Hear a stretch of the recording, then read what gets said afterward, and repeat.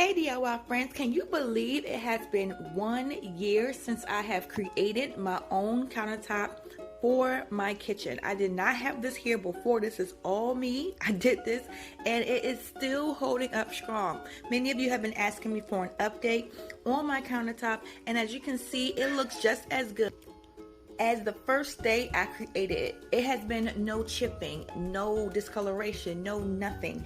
It is basically been the same, and I am still loving it. It was so easy to make, and if you are planning on doing this, I highly recommend you follow the same steps. If you did not watch my first video, I will link it down in the comments, and you will be amazed and you will love your durable countertop. Now, I chose to go with epoxy resin as my actual top here versus poly, because I felt like polyurethane wasn't as durable as this. No matter how many coats, it will never be as strong, in my opinion, as epoxy resin, which is why I chose to do this in the kitchen, where you will be constantly cleaning and wiping and having spills and traffic and things gliding all over it. As you can see with this, I love this little thing here. So give you a full view of what it still looks like.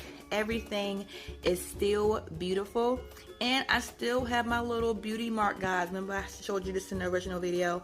It doesn't even bother me. I don't even see it. So yeah, that's still there, but I truly still love my countertops. As you can see, it's still beautiful, no issues at all. So yeah, this will be a great option for you if you are looking to DIY your countertops in your kitchen.